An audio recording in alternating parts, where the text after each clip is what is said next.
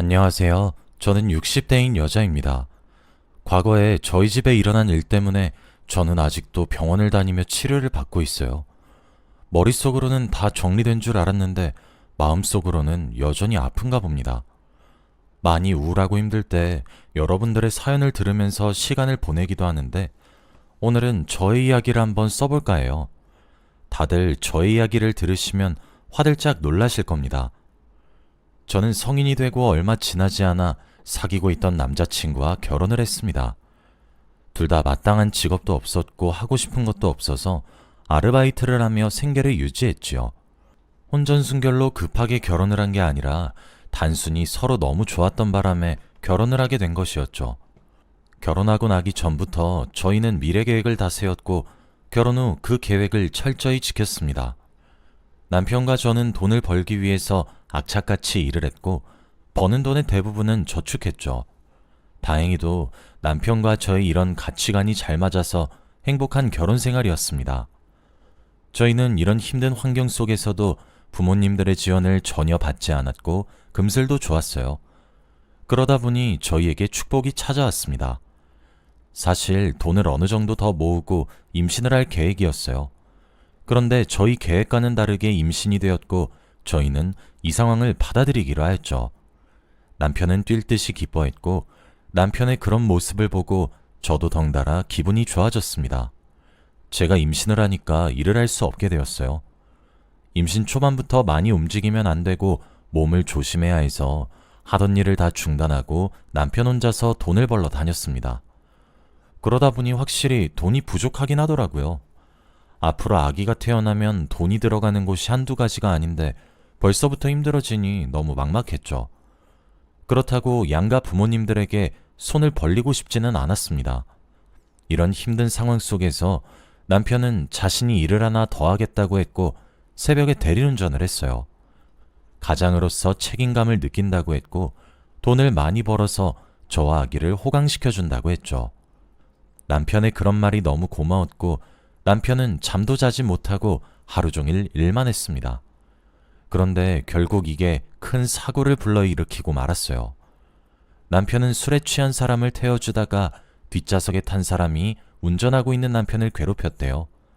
그래서 핸들도 제대로 못 쥐고 운전을 하다가 결국 큰 사고가 나고 말았습니다. 앞에서 다가오는 화물 트럭에 부딪혀 그 자리에서 즉사하고 말았죠. 경찰이 블랙박스를 겨우 복구시켜서 당시 차 안에서의 상황을 저에게 보여줬는데 취한 사람은 남편의 머리채도 잡고 남편은 계속해서 이러지 말라며 말렸지만 결국 그때 사고가 나고 말았죠. 취한 사람의 보호자들은 저에게 와서 간단한 사과와 위로금만 주고 사라졌습니다. 그 사람들은 양심의 가책조차 느끼지 않았으며 두둑한 돈봉투만 저에게 건네주었죠. 저는 남편의 목숨값으로 얼마 되지도 않는 돈을 받았고 결국 저는 뱃속에 있는 아이와 둘만 남았습니다. 하루가 멀다 하고 울었고 남편 없이 아이와 살게 될 미래가 너무 걱정이 되었어요. 저의 이런 모습을 보고 시부모님은 저보고 자기 아들을 죽였다고 했고 친정 부모님은 아예 저에 대해 무관심하셨습니다. 결국 저는 임신을 한 몸으로 돈벌이를 하기 시작했고 그래도 돈이 부족해서 절대 쓰고 싶지 않았던 남편의 목숨값을 조금씩 썼어요. 그 돈봉투에 있는 돈을 쓸 때마다 얼마나 마음이 쓰라렸는지 모릅니다. 죽은 남편한테 너무 미안하고 죄스러웠거든요. 눈물을 머금으며 돈을 썼고 결국 저는 혼자서 출산을 했습니다. 다행히도 아이는 건강하게 태어났고 제 평생을 이 아이에게 바치기로 결심했죠. 아이는 다행히도 착하고 성실하게 커주었습니다. 한부모 가정이고 아빠가 없어서 엇나가면 어쩌나 싶었는데 가끔씩은 저보다 더 어른스러운 행동을 하기도 하고 듬직해서 제가 많이 의지했어요. 그리고 공부도 잘해서 항상 칭찬도 많이 받고 자랐죠. 제발 저의 아들이 저와는 다른 삶을 살길 바랬습니다. 저희 집이 많이 가난한 편이었지만 제 아들은 토 한 번 달지 않았고 항상 저를 대신해서 집안일도 해주는 착한 아들이었어요. 다시 한번 생각해봐도 그 당시에 제 아들은 어디 내놔도 부끄럽지 않은 아들이었습니다. 그리고 아들이 이제 성인이 되었어요. 대학교를 보내고 싶었지만 등록금이 없었습니다. 한 달 동안 번 것은 한 달 안에 거의 다 쓰기 때문에 저축해놓지 못했거든요. 그런데도 아들은 어차피 대학에 갈 생각이 없었다는 거짓말을 하면서 일을 하기 시작했어요. 다행히도 똑똑했던 아들은 대학교에 들어가지 않은 거에 비해 좋은 회사를 취직할 수 있었죠. 항상 월급을 받으면 자신한테 쓰지 않고 저한테 거의 주면서 저축하라고 해주었어요. 정말 세상에 이런 아들 어디 없습니다.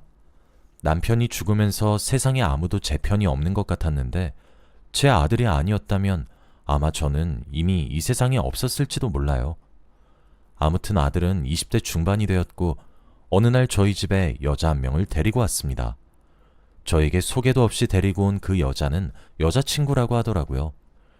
당연히 단순히 만나는 사람을 소개해주는 자리인 줄 알았는데 알고 보니 결혼 허락을 받기 위해 아들이 자신의 여자친구를 데려왔더군요. 솔직히 정말 놀랐고 아직 앞길이 창창한 20대인데 벌써부터 결혼한다는 게 이해가 되지 않았습니다. 그리고 그 여자가 신체적 결함이 있더라고요. 첫인상은 되게 착해 보이고 소심해 보였습니다. 그런데 가정환경을 들어보니 부모님은 어렸을 때 교통사고가 나셔서 돌아가셨고 혼자 자랐다고 하더군요. 그리고 그때의 충격으로 인해 심장에 무리가 가서 남들보다 심장이 좋지 못하다고 합니다. 아들 말로는 가끔씩 쓰러지고 약을 복용하고 있대요. 솔직히 이런 여자한테 누가 자신의 아들을 장가 보내고 싶을까요? 노후에 아들이 그 여자를 간병하고 있을 미래가 훤해서 당연히 결혼을 반대했습니다.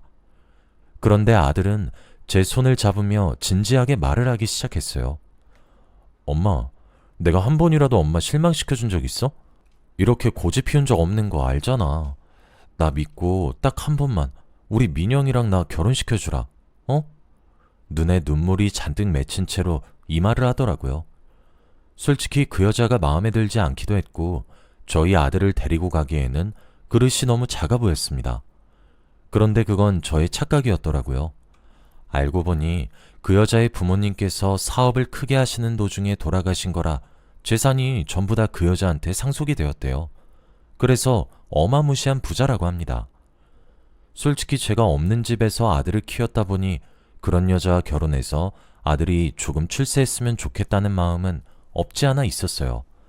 그렇지만 아직 제가 그 여자에 대해 잘 모르기도 하고 말수가 너무 없어서 고민이 되었죠. 그래서 절친에게 고민 상담을 했습니다.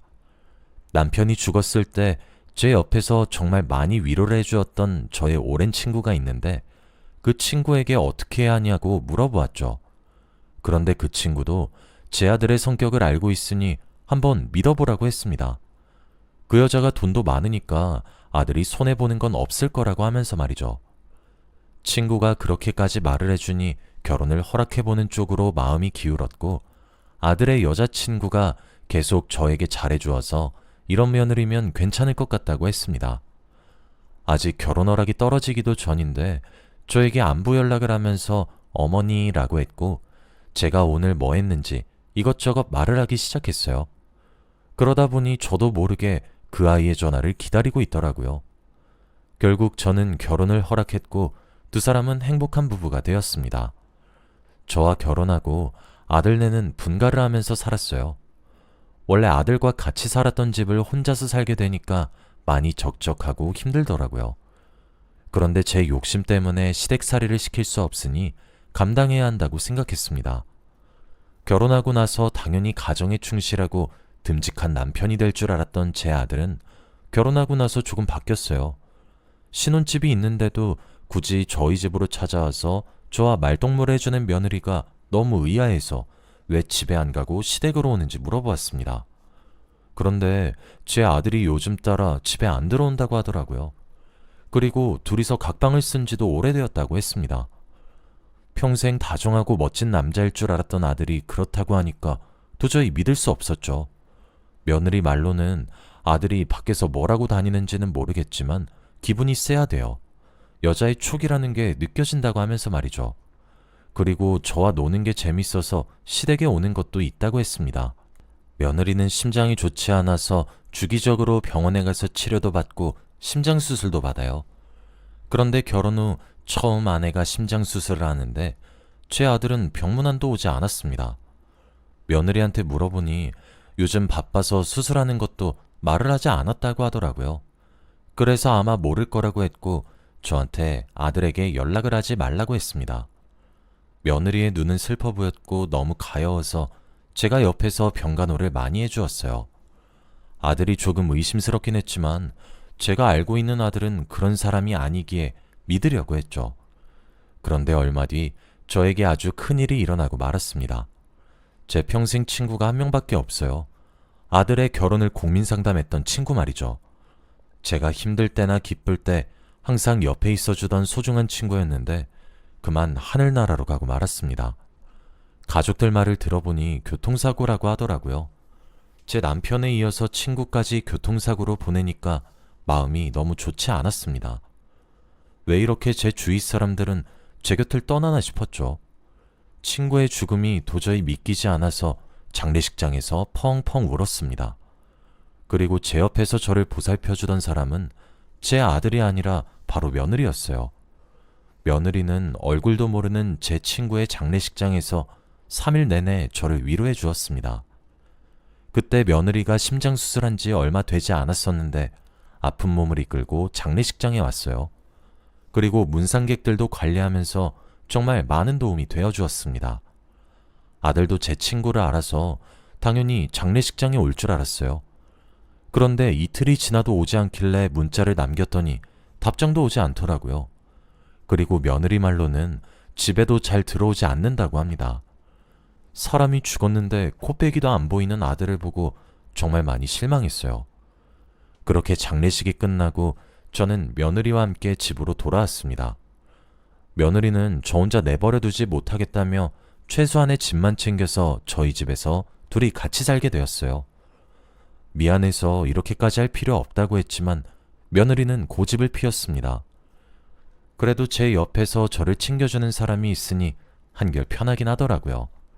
아마 며느리가 없었다면 저는 친구 잃은 슬픔을 떨쳐내지 못했을 겁니다. 항상 누워있고 축 처져 있는 저에게 와서 산책하자고 하거나 백화점을 가자고 하거나 여행을 가자고 했고 저는 며느리를 따라다녔죠. 저한테 쓰는 돈은 아깝지 않고 엄마 같다며 저에게 이것저것 다 사주기 시작했습니다. 이럴 필요 없다고 거부했지만 며느리는 엄마에게 못다한 거 저에게 해주고 싶다고 했죠. 아들과 결혼하기 전에는 며느리로 삼을 수 있을지 정말 고민이 되었는데 지금 생각해보니 왜 그런 쓸데없는 고민을 했나 싶네요. 아마 그때 결혼을 시키지 않았다면 이런 며느리를 놓쳤겠죠.